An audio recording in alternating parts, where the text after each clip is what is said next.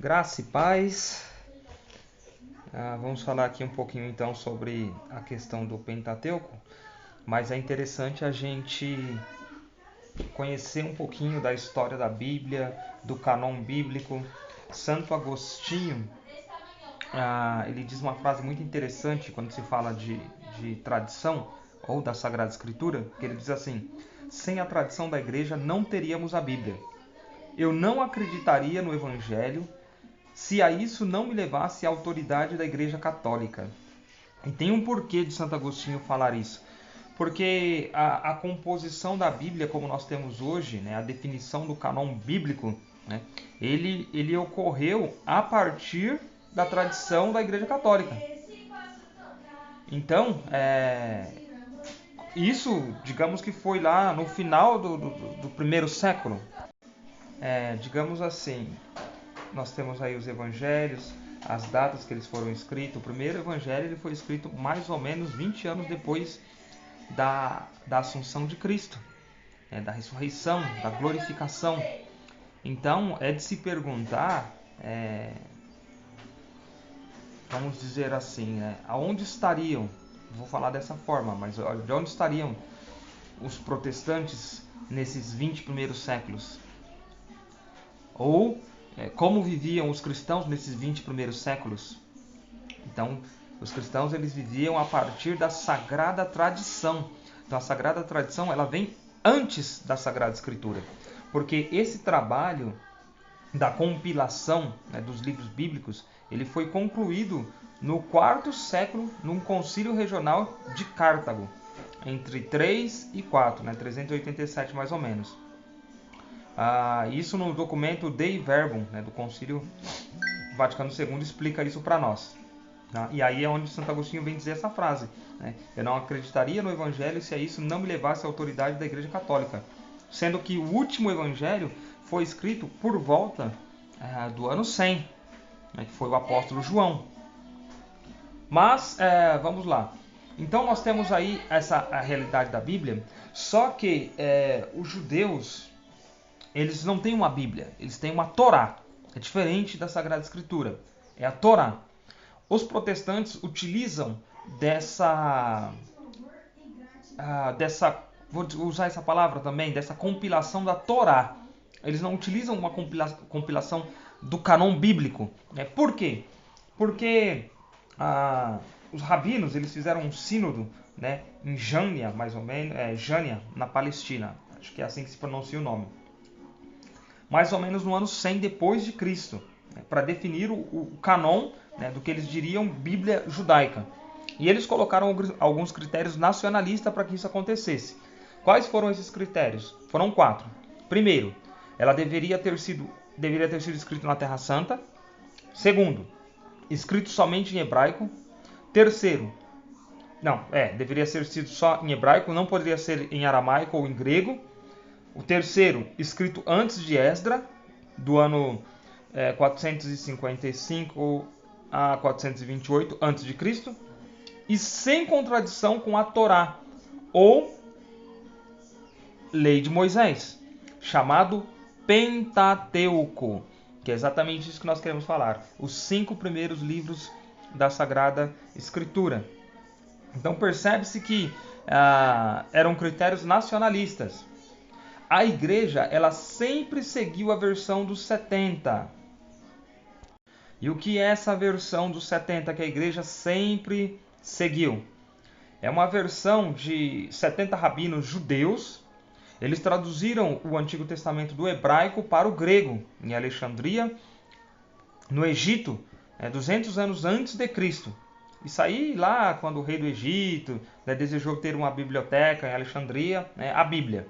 Tá? Então essa é a versão que a igreja sempre utilizou. Certo? E aí chegamos então nessa questão do Pentateuco. Mas também para falar sobre isso, eu gostaria de ler 2 passagens da Sagrada Escritura. O Evangelho de São Mateus, capítulo 5, do versículo 17 ao versículo 20, que vem nos dizer o seguinte.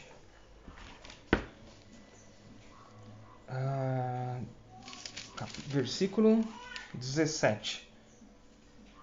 Está aqui. Jesus vem dizer, Jesus e a lei, né? Não penseis que vim abolir a lei ou os profetas. Não vim abolir, mas cumprir. Asseguro-vos que, enquanto durarem o céu e a terra, nenhum i ou tio da lei deixará de se realizar. Portanto, quem violar o mínimo desses preceitos e ensinar outros a fazê-lo, será considerado mínimo no reino de Deus. Mas quem o cumprir e o ensinar será considerado grande no reino de Deus. Pois eu vos digo, se vossa justiça não superar a dos letrados e fariseus, ou dos escribas e fariseus, em outra tradução, não entrareis no reino de Deus. É interessante, porque os escribas, né, e os fariseus eram pessoas letradas, eram pessoas conhecedoras da lei. Só que Jesus, ele vem dizer que se nós não superarmos o entendimento deles, nós não entraríamos no reino dos céus. E isso é muito importante, mas também muito grave. Por quê? Logo em seguida desse... Jesus continua nesse texto, ele vem falando para nós as formas como nós devemos superar, né, esses escribas. Vamos lá, ó. Quando ele diz assim, ouvistes que foi dito aos antigos, não matarás. O homicida responderá perante o tribunal. Pois eu vos digo, todo aquele que se encher de cólera contra seu irmão, responderá perante o tribunal. Percebe? Qual que era a lei? Não matarás. E aí Jesus diz que a perfeição da lei. Então sempre há uma perfeição. Assim também na nossa vida. Por exemplo, nós não devemos querer simplesmente ser salvo, como aconteceu com aquele jovem que falou para Jesus, Senhor, né, o que posso fazer para ganhar o reino dos céus? E o Senhor vai e explica para ele os mandamentos. Né? Então, Jesus pediu para ele a vivência dos mandamentos. E ele diz, já cumpro estes mandamentos, Senhor. E aí Jesus fala, mas se queres ser perfeito, entende? Há uma perfeição. Então, não basta simplesmente nós abandonarmos o pecado mortal, abandonarmos o pecado venial, mas é necessário também, é importante que sejamos perfeitos. Então, até mesmo as nossas imperfeições, que não são pecados, mas são imperfeições naturais do homem, nós precisamos combatê-las também. Santo Afonso Maria de Ligório fala muito sobre isso num livro chamado A Escola da Perfeição Cristã. Então, primeiro, queres ser perfeito? Abandona o pecado mortal. Rompe com o pecado mortal, porque o pecado mortal, ele nos priva da amizade com Deus. Ou seja, ele nos faz inimigos de Deus. E o inimigo de Deus, ele sofre com a ausência de Deus. E a maior pena do inferno é justamente essa ausência de Deus. Imagine não poder contemplar o Senhor. Imagine, não é simplesmente uma saudade, mas é uma ausência daquilo que a sua alma pede, que a sua alma necessita. A sua alma foi criada para Deus. Agora imagine ficar sem essa proximidade, sem esse gozo, né? Isso é uma vivência do inferno. É a maior pena do inferno. Então, para ter uma vida de santidade, nós precisamos então participar da vida divina de Cristo, ou seja, exercer na nossa vida a graça santificante por meio dos sacramentos. E aí nós estaremos num caminho de santidade. Mas, nesse caminho de santidade, eu já posso ser salvo. Porque Jesus disse, se cumprir os mandamentos, sereis salvos. Ótimo. Só que o desejo do cristão, ele tem que ir além, como Jesus disse. Se queres ser perfeito, nós precisamos desejar ser santos, ser perfeitos diante de Deus. Então devemos combater essas imperfeições, combater os vícios, combater as manias, né? Então para isso é necessário a prática das virtudes. Aí é que entra a beleza da prática das virtudes. Compreende? E aí sim nós vamos de fato ver aqui, ter essa experiência que Jesus está falando sobre não simplesmente cumprir a lei, mas ir além de forma perfeita, porque Ele mesmo irá, como eu posso dizer, ensinar, nos capacitar a isso, porque de fato Ele é Deus. Ele derrama sobre nós o seu Espírito Santo, o santificador, o vivificador, o consolador, aquele que nos ensinará e nos relembrará todas as coisas. Então, dentro dessa dimensão, nós temos também um porquê, né? Falando da lei, falando dos profetas, falando do pleno cumprimento delas. É essa a importância de nós conhecermos também o Antigo Testamento. Porque o Pentateuco, ele vem falar para nós sobre as leis do Senhor, né? Cada livro ali do Pentateuco, dos 5 primeiros livros da Bíblia, vem relatar para nós uma dimensão que nós, quanto cristãos, não podemos deixar de lado. Nós temos que ter o conhecimento delas. Então, para a gente conhecer e ter essa dimensão, né, a gente tem lá o Antigo Testamento, que foi dividido dessa forma, né? Nós temos a lei, que é a Torá, nós temos os profetas e nós temos os escritos, né? Que os judeus eles designam aí por nome de alguns seguintes livros, como Salmo, Provérbios, Jó, Cântico dos Cânticos, Rútico, Lamentações, Eclesiásticos e por aí vai, né? Só que eu quero prender um pouquinho aqui com vocês sobre a questão do Pentateuco. Então deixa eu falar um pouquinho aqui do Pentateuco. São aqui Gênesis, o livro das origens, né?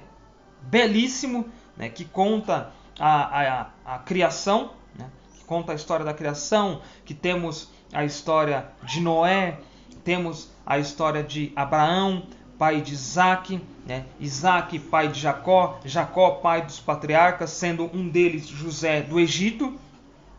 Isso em Gênesis. E aí nós temos o Êxodo, né? Cujo assunto principal ali é a saída do Egito. Nós temos Moisés, né? Um grande profeta, a qual teve um encontro com o Senhor pela manifestação da sarça ardente, as pragas do Egito. Muita coisa aconteceu aqui nesse livro e é importante ter o conhecimento dele. O Levítico, que é a coleção de prescritos, rituais, relativo a cultos, né? Digo até sacerdotal. Os Números, eles narram a permanência dos hebreus ali no deserto. E nós temos o Deuteronômio, que tem uma coleção de discursos, de exortações, né? A fidelidade a Deus, né? Pela observância dos seus mandamentos, né? Isso é o Pentateuco, né? São os 5 primeiros livros, os 5 primeiros rolos, né? E por que é tão importante isso? Lembra que eu falei da lei, eu falei dos profetas, eu falei dos escritos, da forma como é dividido o Antigo Testamento. Jesus, no Evangelho de São Lucas, no capítulo 9, no versículo 28, nós temos aqui a transfiguração. E olha que interessante. E aconteceu que cerca de 8 dias depois dessas palavras, tomou consigo Pedro, Tiago e João.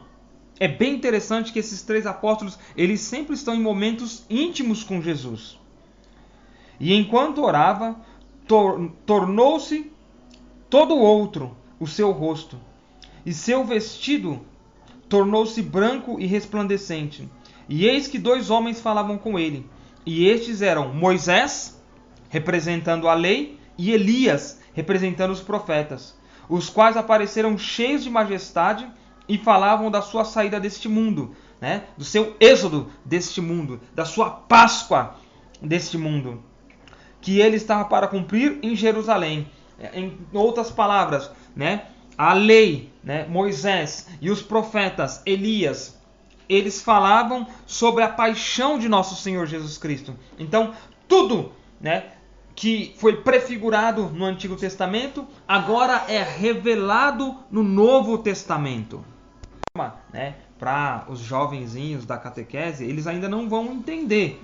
Mas nós, como catequista, nós temos que entender, nós temos que ter a compreensão, a profundidade, né, do mistério da Sagrada Escritura, para dar a quem nos pede, porque eles estão nos pedindo, por isso eles estão na catequese, por isso eles estão na crisma, por isso eles estão no catecumenato. Dai a quem nos pede a razão da nossa fé, da nossa esperança. Então, por isso é importante nós conhecermos e termos essa experiência, essa intimidade com a coluna, com o tripé da igreja, né? Que é a Sagrada Tradição, o Sagrado Magistério e a Sagrada Escritura. Isso é chamado tripé da igreja. Tem essa importância. Por quê? Porque a Bíblia ela não caiu, né, do céu em nossas mãos, mas ela foi compilada. A igreja, por meio do Espírito Santo, teve que de fato ouvir, meditar, contemplar, né, estudar, né, viver, né, a história, observar a Sagrada Tradição, para compilar todos esses livros, né, num cânon bíblico. E Pentateuco faz parte por meio de toda essa ação, né, da graça, do Espírito, da vontade de Deus. Compreende? Então eu quero parar por aqui.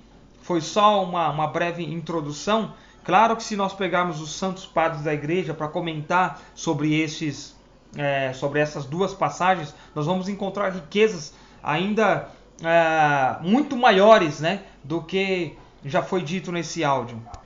Então, para isso, eu até indico o livro do Catena Áurea, tanto do Evangelho de São Mateus como do Evangelho de São Lucas. No mais, graça e paz, Deus te abençoe e salve Rainha Santíssima. Valei-nos o glorioso e o justo São José.